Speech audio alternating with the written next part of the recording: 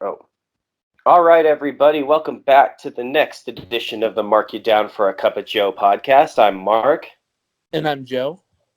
and today we're going to be doing our weekly NFL pick'ems. So, before I forget, Joseph, I know that every episode up until now I have forgot this housekeeping, but we are going to go over our picks from last week or our records from last week. So, Joseph, I believe you went 7-9 this week on your No, picks. yeah, And then was I not went a good nine week in and Joe's corner. seven. Joe's corner. I think 2 weeks in a row where we both had the same records with picks. Where I've went 9-7 in consecutive weeks, and you went 7-9 in consecutive weeks, and that will bring my overall record to 36-26, and your record is 32-30. So Mark over here is getting a little bit of separation on these picks. And we have something maybe a little bit special planned with these picks, maybe a winner loser kind of thing. Stay tuned for that. We'll kind of finalize things throughout the season, but winner's going to get a nice little maybe leg up in something, if that's a nice little tease for the audience, right, Oh, Joseph? it's a So very nice tease. They got I something to look forward to this year. yeah, Mark your they will have calendar, some. folks. Yeah, mark you down for the Cup of Joe that may be coming maybe around week 16, 17, something like that. We'll pull something out of the bag, something we've been talking about. But again, we have to finalize that. But I think that's enough of a tease for our loyal listeners. Joseph, what do you think? We should get right into it. Let's dive into this, Mark. I'm excited. It sounds like just from our pre-pod discussion, it looks like and sounds like there's going to be quite a few differences this week. So this I should think be so. a fun and lively discussion. But just looking at this first matchup, Mark, I'm gonna assume there's not gonna be a difference here. New York Giants at New England Patriots. I'm taking the New England Patriots, and I'm guessing you're doing the same. Yes, I am taking New England by a country mile. Not much to explain here, just a better football team all around. Rookie quarterback versus Tom Brady, best defense in the NFL. That's only allowed, I think, one or two touchdowns throughout the first 5 weeks of the season. I know against a little bit inferior competition, but not bad for a defense. And then this Giants secondary isn't great. This Giants defense isn't great, and I think Bill Belichick is the greatest coach of all time. So give me the New England Patriots at home on this one for Thursday night prime time. I think the only hope the Giants have is if they put the Tom Brady killer in. If they put Eli Manning back in. Oh man, that is a hot take. But you nailed it all right there. Bill Belichick is just gonna go feast on poor Daniel Jones. Daniel Jones is about to get a real warm welcome to the NFL. So, Yeah. um, But if before we move on, what do you think the likelihood is of Tom Brady? Maybe the way the Giants win is Tom Brady goes over to the New York sideline and just starts destroying Eli Manning, taking out all of his aggression. 17-0 foiled, 18-0 foiled, and the other Super Bowl 4 years later. Do you think that's the most likely way that the Giants win this football game? I think that's the only way they could win this football game, Mark.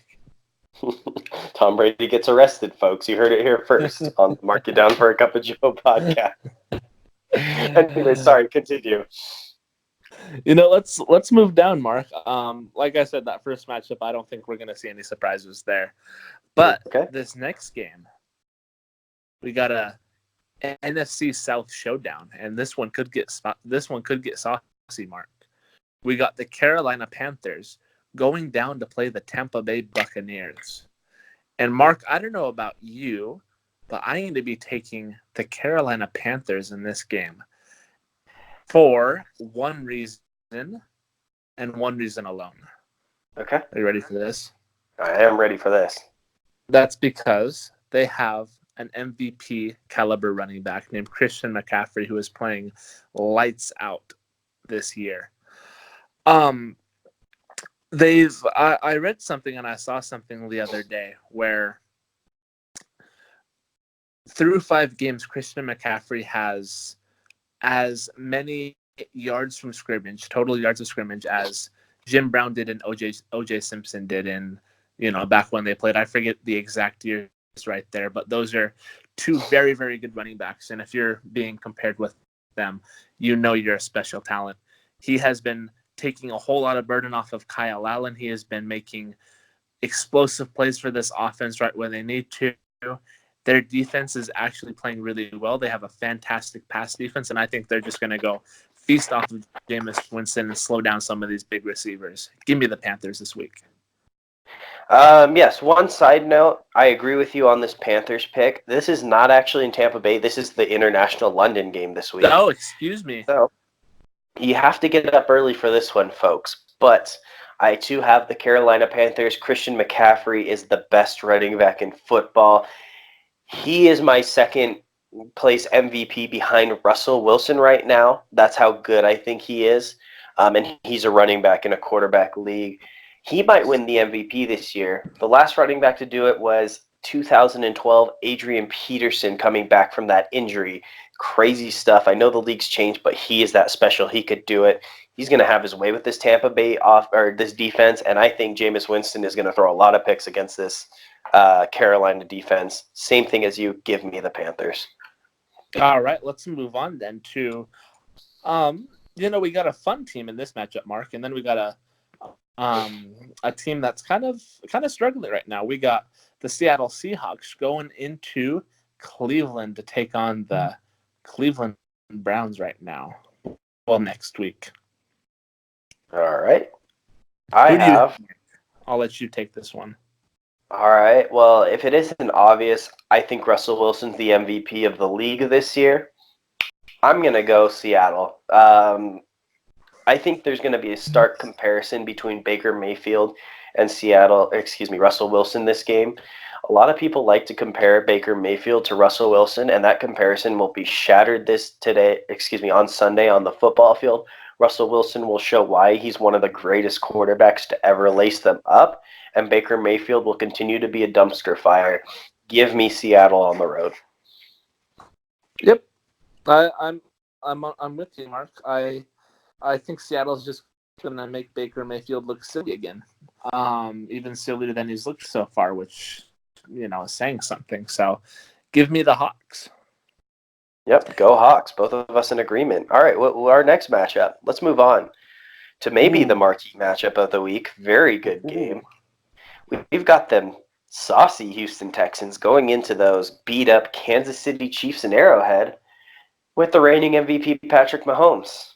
So, Joseph, who do you have in this one? I was going back and forth on this one, and I actually made a late-minute change to my pick. And I'm going to be taking the Kansas City Chiefs in this game. I'm going to be taking them. And this is why. I know they had a struggle against the Indianapolis Colts this past week. Patrick Mahomes got banged up a little bit. Their offensive line just played absolutely awful this past week. And they were really struggling to get some big plays in. But I think this week they'll make some adjustments. I'm sure their offensive line will have gotten a talking to. So I think they're going to come back. They're going to play fired up this week. And there's a possibility that Tyreek Hill might be back this week. So if he plays, we're just going to see another explosive player added to that offense. That'll open up more chances for Kansas City to score. So give me the Chiefs this week. So you and I are going to disagree on this one. I'm taking the Houston Texans on the road. Deshaun Watson, quite honestly, destroyed the Atlanta Falcons last week, a team which I am done picking, for the record. Destroyed them.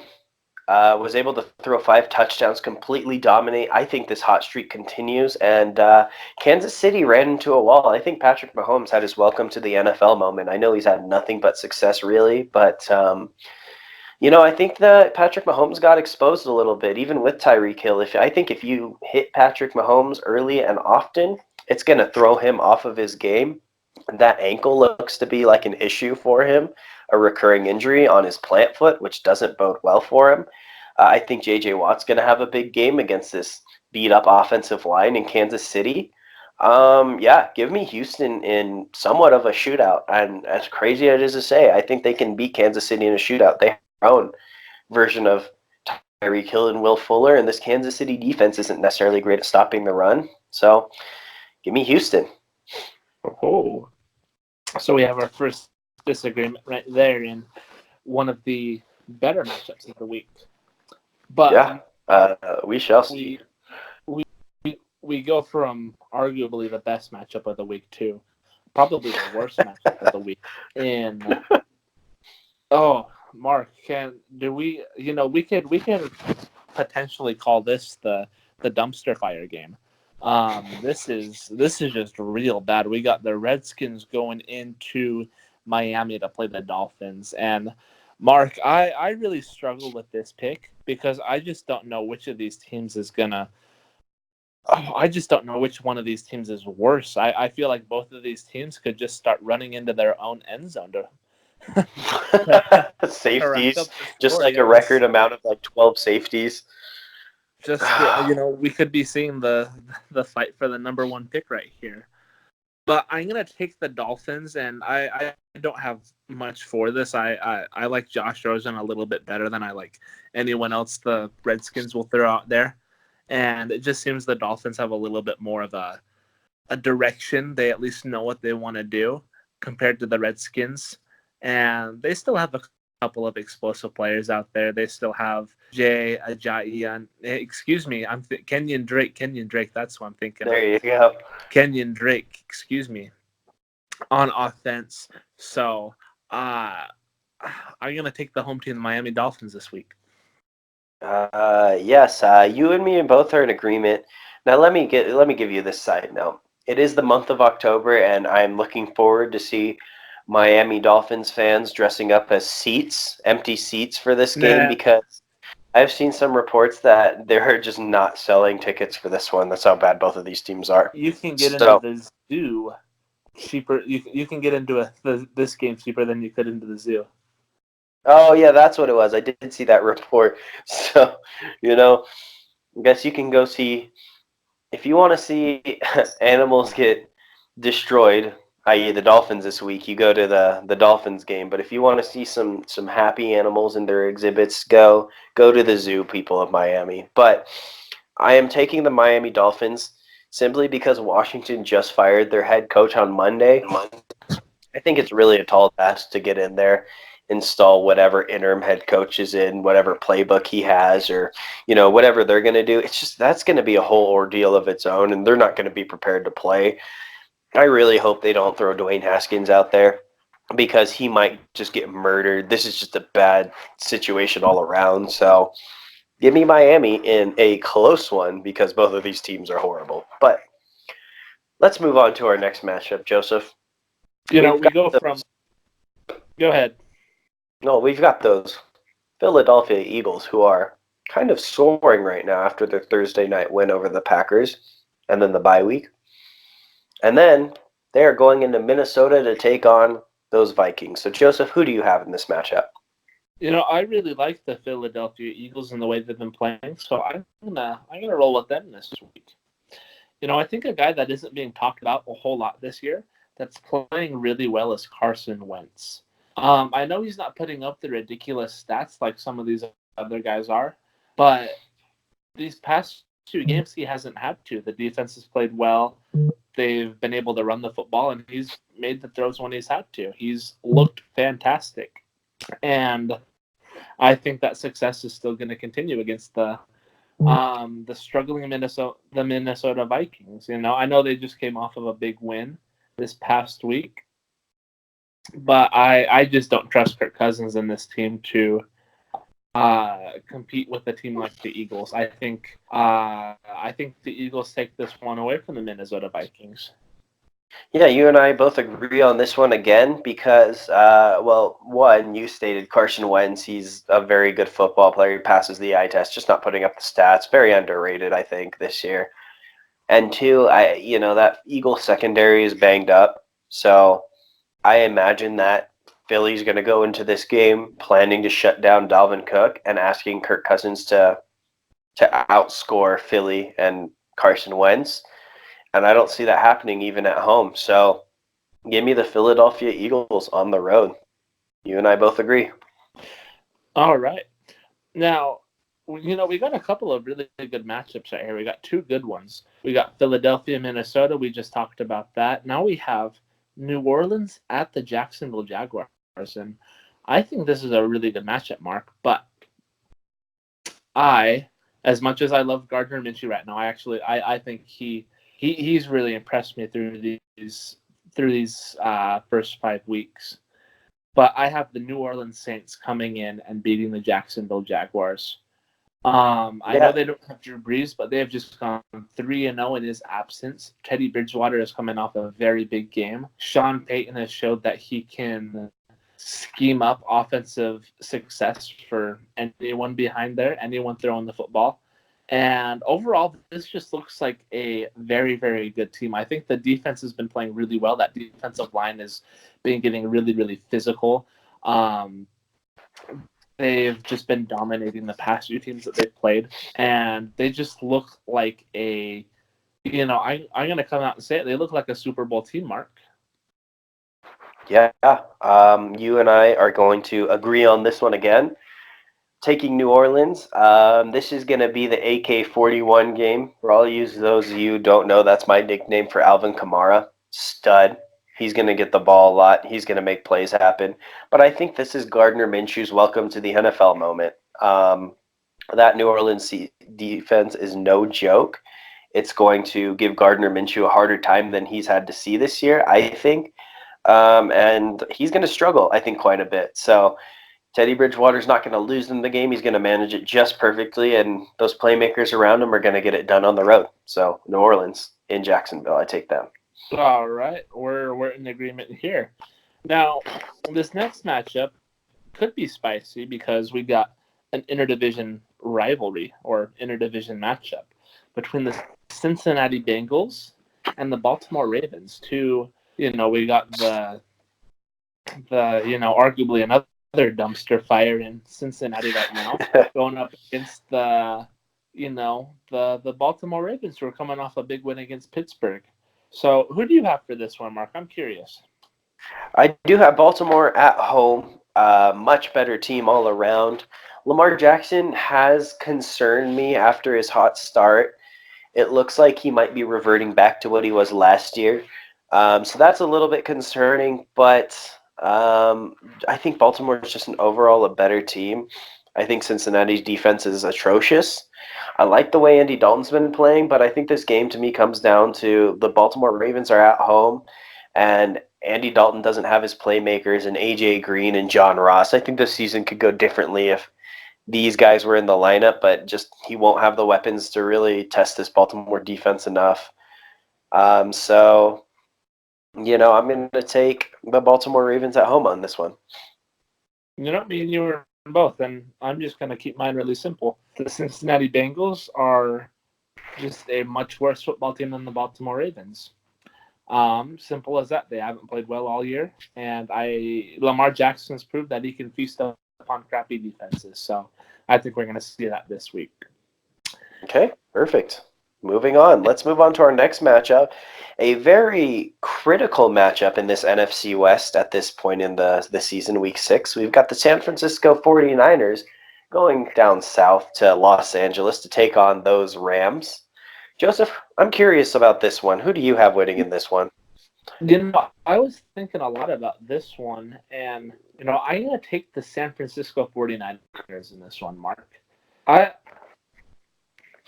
I've actually really liked what the Niners have been able to do this season. They have I think, a very, very underrated defensive line. I think they have loads of talent. Nick Bosa looks very, very good. I watched him against the Buccaneers, and he stood out, and he just had a huge game against the Browns. They still have Eric Armstead and DeForest Buckner there, who are both talented young defensive linemen. And they've been able to move the ball offensively these past few weeks. They've been able to get the run game going. They've been able to get some big explosive plays. Jimmy Garoppolo hasn't played, he hasn't been a superstar, but he hasn't played awful. He's played okay. And the Rams just don't look the same as they do. their offense hasn't been as fluid. They've struggled moving the ball, putting points up on the board. So give me San Francisco on the road. Yeah, couple things with San Francisco. I agree with you. I'm taking San Francisco on the road. There's a few things that I want to highlight here. One is that it looks like the formula for the Rams at this point is to let Jared Goff throw 50 times a game, and that's going to get him killed in this matchup. Two, the San Francisco defense has been able to force turnovers throughout the year. They're a very good defense right now, and I think they're just going to force a bunch of turnovers on Jared Goff in that offense. And three, I think the San Francisco team is going to look at this matchup and just be like, you know what, let's go for the jugular on these Rams. We can knock them out of the playoff race right now this year. And they're going to go into LA and have a statement win over these Rams, knock them out of the playoffs, and everyone's going to be scratching their head and wondering what happened to the LA Rams. This is going to be a very concerning thing for Rams fans. But San Francisco 49ers are going to go for the kill shot. So give me San Francisco on the road. All right. Now, man, we have some interesting matchups. We just got, with this next matchup, Mark, I'm just looking at this. And man, we just got lots of bad teams playing each other this week. I mean, this is what was really making the pick'ems hard for me. We got the Atlanta Falcons going down to Arizona to play the Cardinals. I don't think this is going to be a very fun game to watch, Mark, personally. But I'm going to take the Arizona Cardinals in this game. That Atlanta defense doesn't look good. Matt Ryan doesn't seem to be that whole team is struggling right now. The Cardinals this past week against the Bengals were able to get the ball moving on the ground. They were able to control the game a little bit better. David Johnson had I forget the exact number, but he had 100+ scrimmage yards. Kyler Murray rushed for 90 yards. So I think they're just going to run the crap out of the ball and just keep that Atlanta offense off the field, and they're going to run away with. I won't say run away, but they're going to get this one at home. I disagree with you in the sense that it's going to be a lot of runs from Arizona. I think Arizona and Atlanta are going to put up a fireworks show. This has the makings of a really high-scoring game. Neither of these defenses have shown me anything. This bird-watching match, these red birds are just rolling over to die on the defensive side of the ball. But that being said, give me Kyler Murray at home. I think he may have turned a corner, finally winning his first NFL matchup last week. And you know what? Once you get that first win under your belt, things seem to fall in place. I like Kyler Murray. He's been making plays. He has a lot of talent. And I think he's going to put the NFL on notice this game by winning this game against the crappy Falcons, but the Falcons nonetheless at home. So give me him. All right. So we're both on the same page. There's not as much disagreement as I thought there would. I think so far we've had maybe one disagreement. Yeah, Kansas City, Houston, I think, is the only one. Yeah, well, that's been the only one so far. And I think that, just on a side note, were you thinking about Houston before we started the podcast? Because I think you've kind of bought into Houston over the past few weeks a little bit more. I have, but to go touch on this a little bit more. I really like both of these teams. I really like Houston and Kansas City. But I do not trust the Houston offensive line. Whenever Deshaun Watson gets under pressure, he falls apart. And, this past week he had really good protection, but just the weeks before that he was not getting any protection, and we just saw him fall apart. So I just don't trust that offensive line enough to play consistently week in and week out. And this is a home game for the Kansas City Chiefs. That's a really hard place to play in. Mm-hmm. With Tyreek Hill coming back, you're going to add another explosive element to that offense that I think they could really use right now, coming off of a loss and going up against a Houston team. So, that's kind of what pushed me over to picking the Kansas City Chiefs. Yeah, you know what's interesting is the reason I picked the Houston Texans is because I don't trust the Kansas City offensive line, and that's kind of vice Ooh. versa. But it's kind of like the same reason, just different team. But anyways, let's move on. We've covered them enough. Great teams. So, Joseph is next. we got another interesting matchup. I don't like either of these teams a whole lot, Mark. I was really big on the Tennessee Titans this year. But I Cold just potato. I just never know with them. They're week in and week out. They're just a team you got to follow every week, and they're going to be going to the Mile High Stadium. The dumpster fire team that we just talked about in our latest in one of our last recordings that we just did. Go check that out if you haven't already. But in this game, Mark, this is where we may differ. I believe I actually picked the Denver Broncos to win this game at home. Wow. And part of that is because the offense this year for the Denver Broncos, they have had their mishaps. They have looked bad. They have had a couple of Joe Flacco's had a couple of killer interceptions, but overall they have shown flashes where they can put together drives and move the ball and score the football. And last week they were able to shut down Phillip Rivers and the Chargers. They held them to 13 points.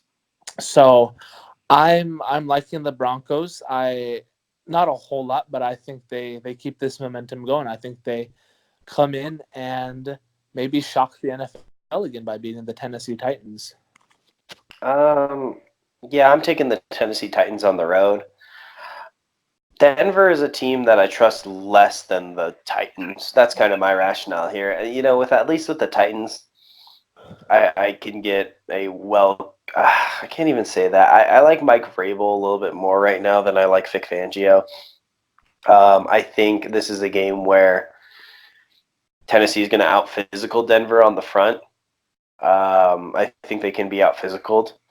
I just think the Chargers don't have a very good offensive line, and that's why we saw Denver take advantage of that, being able to actually get after Phillip Rivers and build a little bit of a lead. I think it was kind of fluky as well.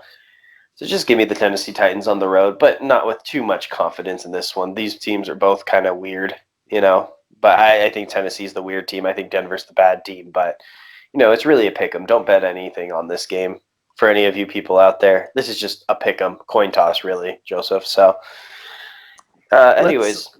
Let's move on maybe to one of the more surer matchups of the week. We got the Dallas Cowboys going down to take the New York Jets. And Mark, I think this is I think this is a pretty obvious one. I'm taking the Dallas Cowboys. The New York Jets just look awful. I think they finally broke a streak this past week of 34 straight offensive possessions without a touchdown. Oh, and my goodness.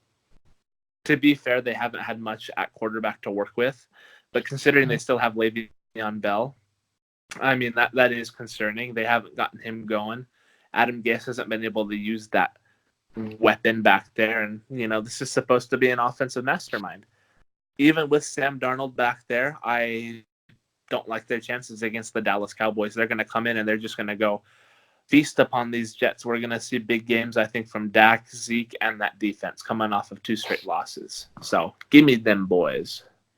Yeah, I agree with you with the Dallas Cowboys, though. Your analysis, I kind of slightly disagree. I think Dallas wins, but I think the Sam Darnold coming back to start for these Jets is really going to invigorate this Jets team. I think it's going to inject a little bit of new life, new energy, and I think this team's going to play a lot better, particularly on the defensive side of the ball, where they've had a guy named Luke Falk at quarterback, and just the ineptitude of that offense with that quarterback.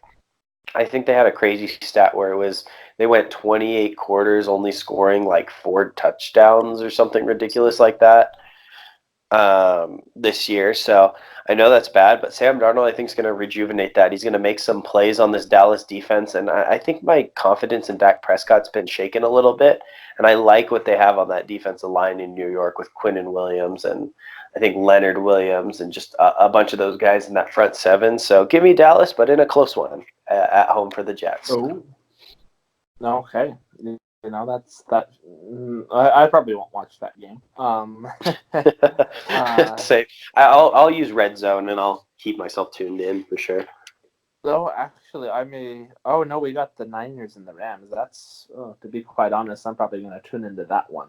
I think that'll be a better one. But we'll keep an eye on the Dallas game. That should be an interesting one. But moving on, Mark, we got. This was another challenging one for me. We got Pittsburgh going down to LA to play the Chargers, and Mark, for this one, I took the Chargers, mainly due to the fact that Mason Rudolph just went down for the Steelers, and they're going to be rolling with a undrafted rookie as their starting quarterback, and I don't like his chances going up against Phillip Rivers. I know the Chargers haven't played well these past few weeks, but they are still a talent-loaded team. They are explosive on offense. They got Melvin Gordon back. Austin Eckler's played well. They still have Keenan Allen. So I think they're gonna win this one. Yeah, you and me both. I like the Chargers at home, not by much. If Mason Rudolph was playing, I think I'd pick the Pittsburgh Steelers because I think that defense is something else. I think they're one of the better defenses in the NFL, and I don't like that Chargers offensive line as much. So I think if you have a decent pass rush, Phillip Rivers doesn't necessarily have the mobility or the arm to really make you pay on the offensive side all the time. But since they have that, give me the Chargers. They'll find a way to put up some points. I think this is going to be a really ugly, low-scoring game, but nonetheless, the Chargers at home. All right, so we're on the same page here.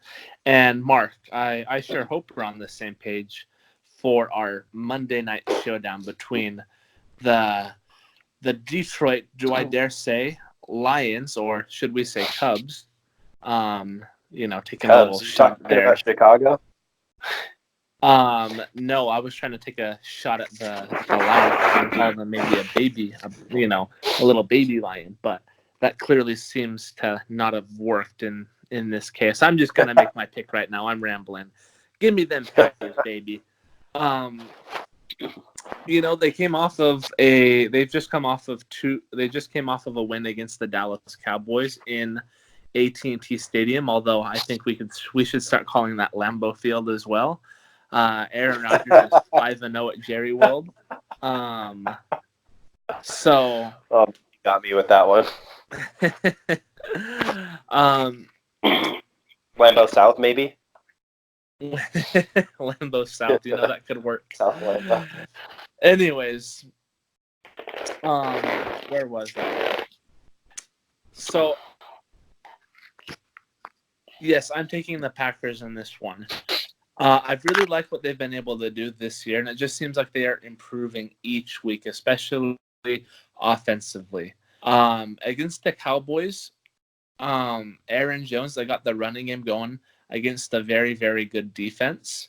Aaron Rodgers, I know, didn't put up the most amazing stat line, but later after the game, he came out and said that was the best game he's played all year, that he's not too concerned right now with putting up stats. He's more concerned about winning, which, coming from him, gave me a little bit of ease as a Packers fan, knowing that they know what they're doing and that this is part of the game plan. Brand new offense for him. They're still making adjustments, but they're still improving week in and week out. Devontae Adams may be back for this game, and I think that'll be a big boost. So give me the Packers in this one. Yes, go Pack, go. I agree with you. Hey. First and foremost, the Packers are at home. Excuse me. I've been sick, for all you listeners who are wondering, so this is kind of why my voice is a little bit messed up, but I'm powering through for the pod. First off, the Packers are at home. I think that's going to be a huge advantage on Monday night. Going to be definitely Aaron Rodgers at home. Aaron Rodgers also traditionally has been very, very good against the Detroit Lions. He might smash them more than any other team besides outside of maybe the Cowboys and the Bears in the NFL. So there's that. I do think they're going to get that run game going with Aaron Jones again. That's going to help them control the tempo, dictate this game at home. And I think similarly to like the San Francisco LA Rams game, The Green Bay Packers have to be looking across the pond at that Bears loss to the Raiders and thinking, if we win this game against another division opponent, we would have beaten every team in the division, and probably the stiffest competition in the Bears are looking a little bit vulnerable right now. So I think they're going to smell the blood in the water and take advantage of this division, put themselves solely and comfortably in first place. Give me the Packers at home. Woohoo! You know, I wish I wish I had my cheesehead with me right now, Mark. I'd go throw that on. I'm so excited we're on the same page. But you know, I think this weekend, week 6 should be a good one. We got some good matchups. We got some really bad teams playing each other. We talked about that a little bit, but those could turn into some really really good games. You never know. Bad teams, when they play each other, seem to do well. So I mean, someone has to win, right?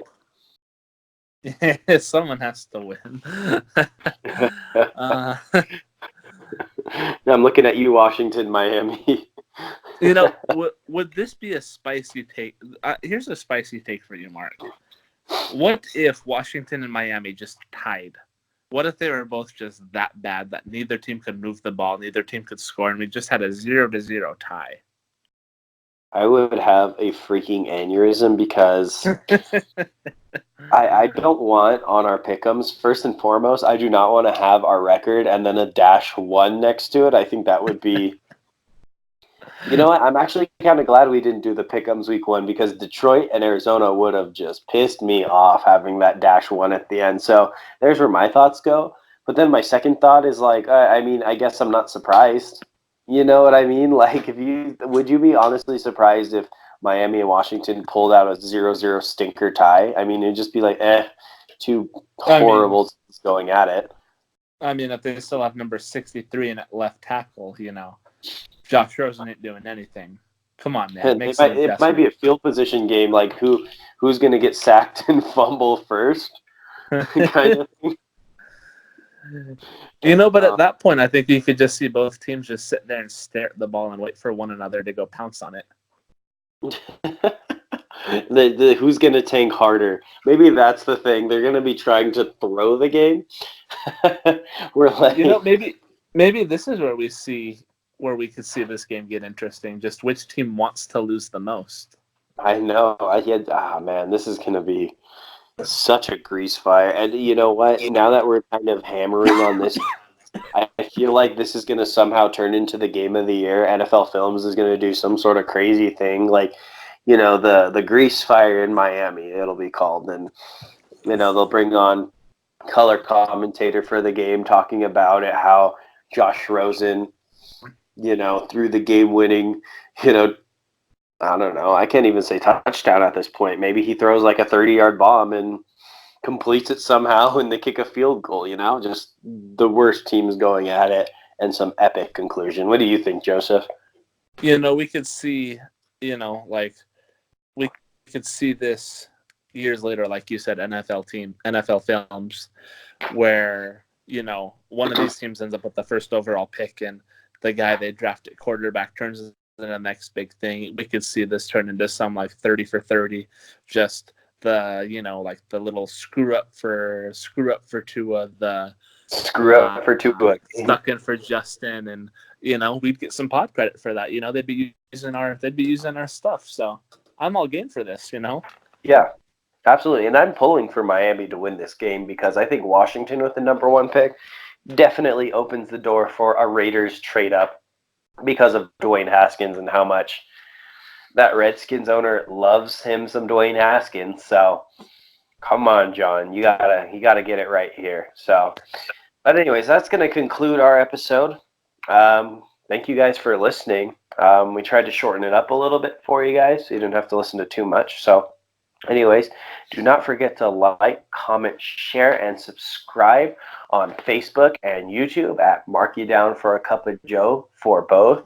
And share it with your friends. Like, if you really like our content, you like listening, just share it with your friends. We're trying to grow this thing and include more of the audience, have more audience interaction with it. But anyways, this has been Mark. And this has been Joe. We are signing off. You guys have a good day.